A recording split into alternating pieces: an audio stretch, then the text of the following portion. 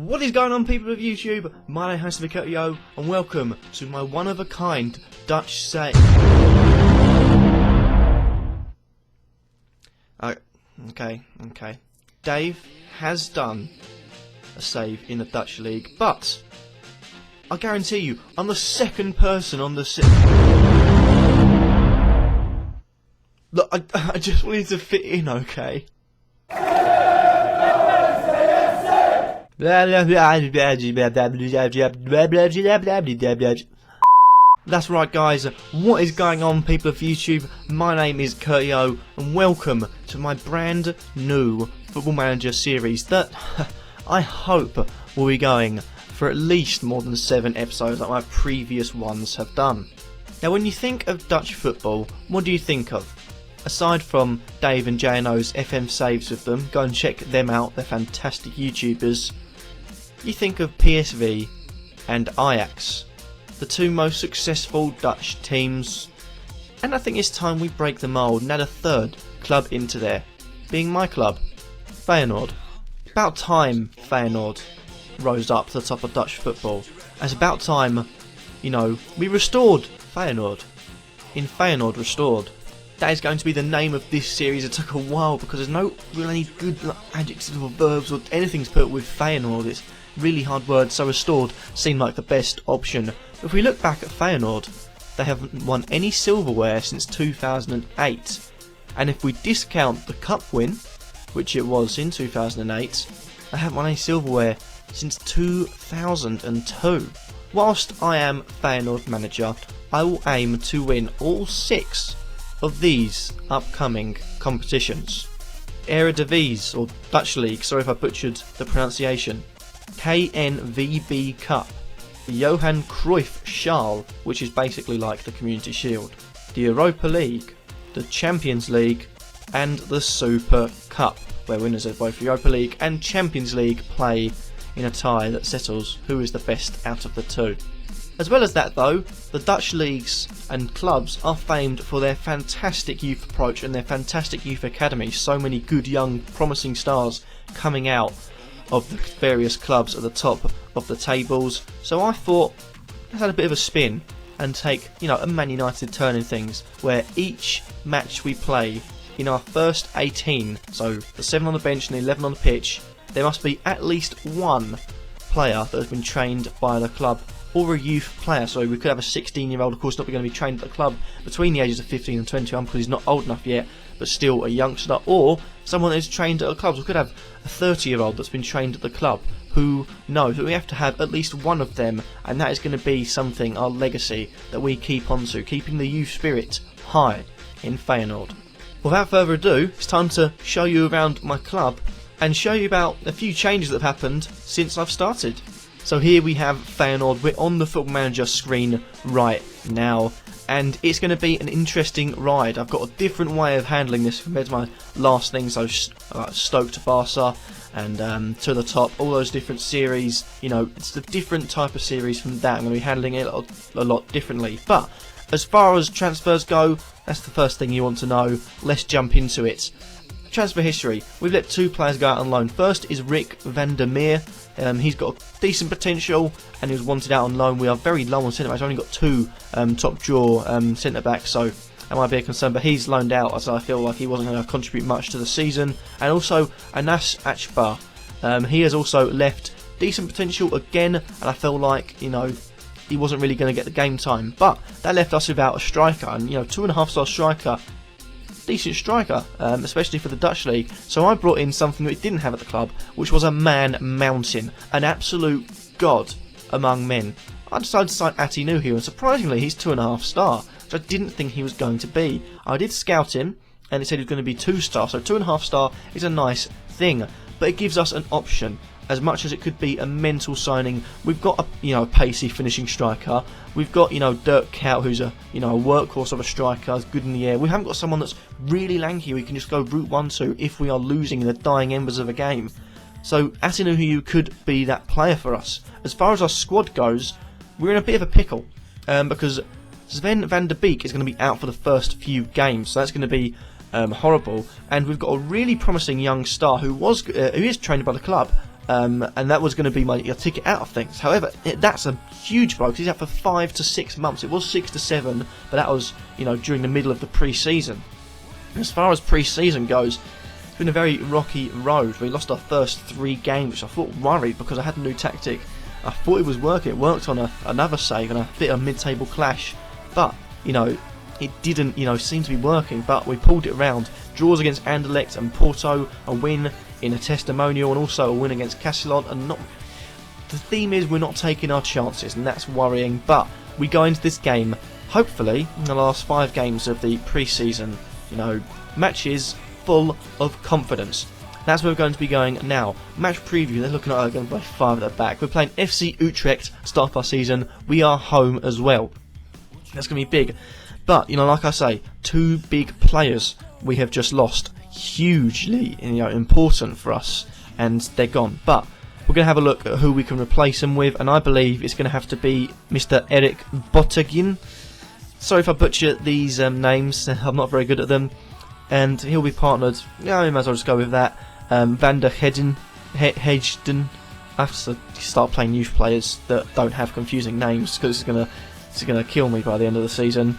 But that is all good. I think we might get rid of Terence Congolo and bring in Mikel Lennon, just for the simple fact I feel like, you know, he's got 100% and could give 100%. We haven't really got another right back because he's injured, so we can't do anything with that. 2 midfielders looking good.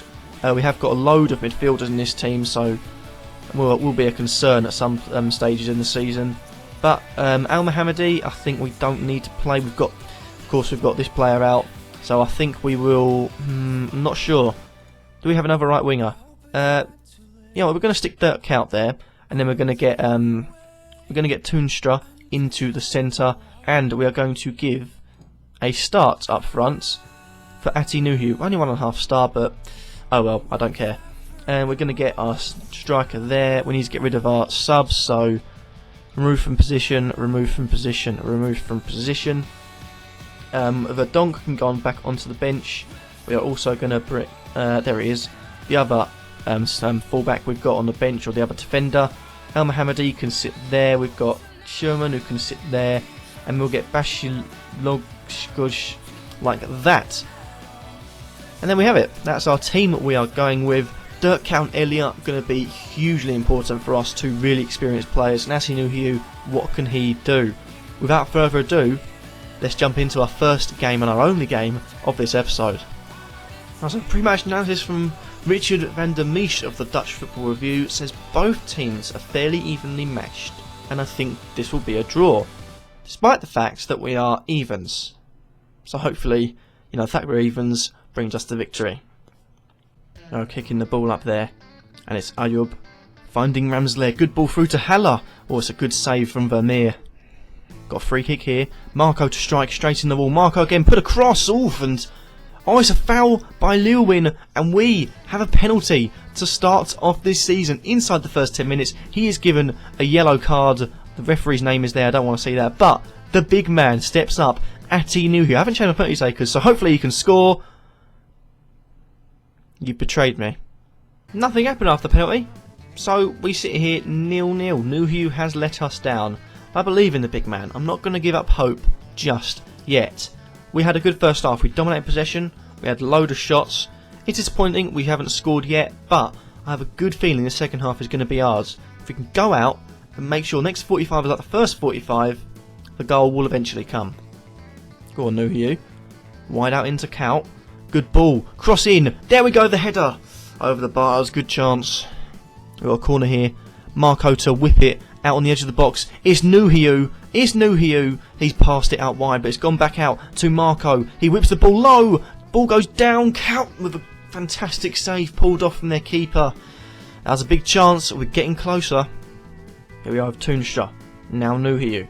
Nuhiu out wide to Kaut, playing out on the right wing still. And now Karsdorp, who's playing with a slight knock, whips the ball in, and there we are. The goal I said would come if we carried on playing, and it has come. El Hero Elia, you know, crossing on FM16 is quite good. There we go. Karsdorp, we can look from the aerial angle, whips the ball in, and a fantastic knock in from Elia. You can see the run he made. Fantastic run. Took the defenders out of the game. 1-0.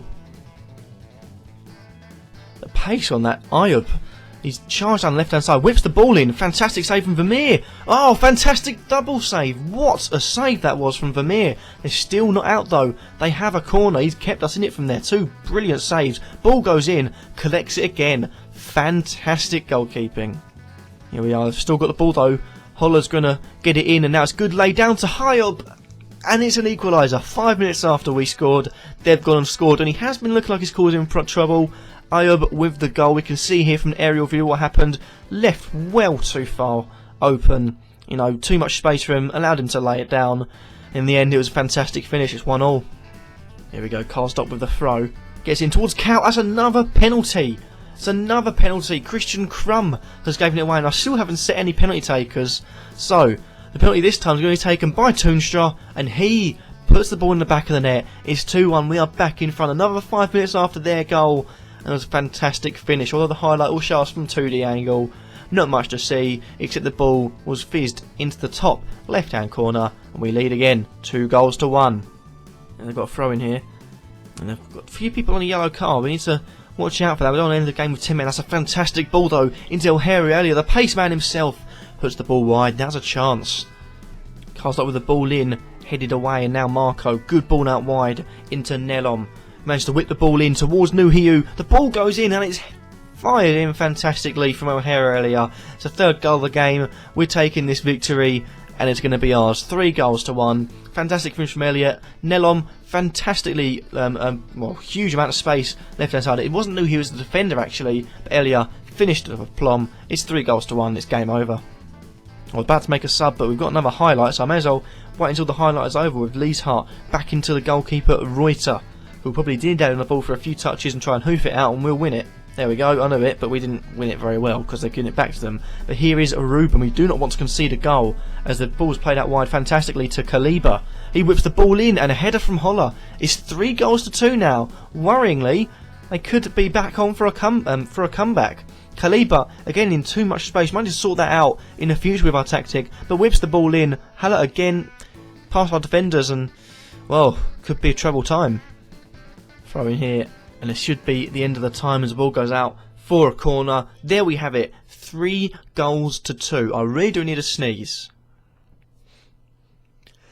Right, there we go. Sneeze over. 3-2. We've won our first game. It wasn't quite as easy as the Evens expected, but we got the win nonetheless. An assist from our left back, an assist from our right back, an assist from Dirk Kuyt, a goal from Toonstra from the spot, and 2 goals from O'Hara earlier. Shows how important I think he's going to be for the rest of the season. We start off fantastically. Hopefully you've enjoyed this episode. Next episode will sort of show you how this series is going to work and how it will be played out in each episode. This one's just an introductory episode. Thank you guys for watching. If you liked the video, then leave a like, let me think in the comments down below, and subscribe if you feel like I'm worthy. Hope you've all enjoyed. Remember, leave me feedback, because this is the first time I'm going to be trying to do a series for permanence. But thank you guys for watching, and peace.